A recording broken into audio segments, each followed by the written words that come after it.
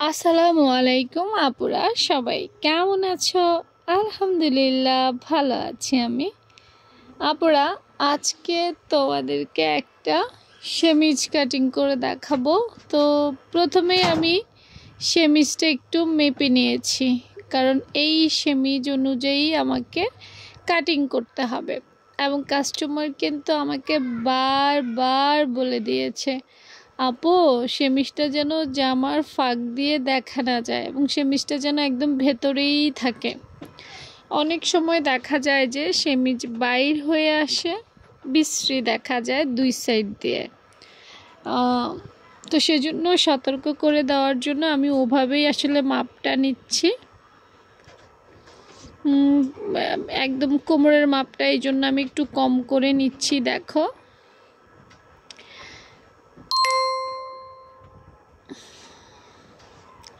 গলার লম্বা আমি 5.5 নিয়েছি, গলার পাশ আমি 2.5 ইঞ্চি নিয়েছি, কাঁধ আমি 6 ইঞ্চি নিছি, মহড়া আপু 6 ইঞ্চি নিছি।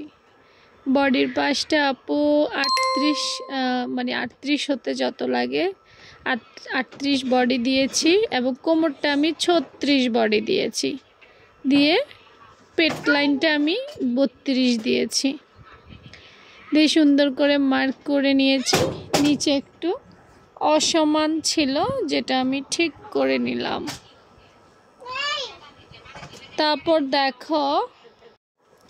এরপর দেখো কোমরের অংশটা একদম সোজা করে ঘের একদম কমাই দিছি, হ্যাঁ, জামার পাশ দিয়ে যেন না দেখা যায় সেজন্য।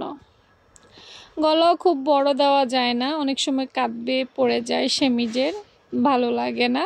আবার পিঠের অংশ সামনের অংশ দেখা যায়, সেজন্য।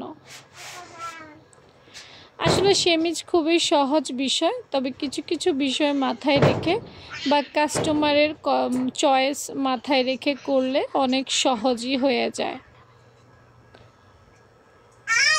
ব্যাস, মোটামুটি আপুর কাটিং হয়ে যাচ্ছে, দেখতে পাচ্ছ। বাকিটা সমান করে আপু কেটে নিচ্ছি। এই কাস্টমারটা আপুকে হাতা কাটিং করতে বলছে, অর্থাৎ সেমিজের বগল দেখা যায়, যার কারণে আমাকে বলেছে আপু ছোট করে একটু হাতা দিয়েন।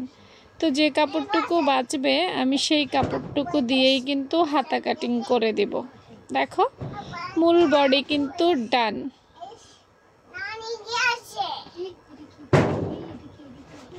এবার সুন্দর করে যে অংশটুকু রয়েছে, মাশাআল্লাহ খুব ভালো অংশই রয়েছে, এবং সুন্দর করে কেটে নিলাম। ব্যাস, হয়ে গেল ফুল সেমিজ কাটিং।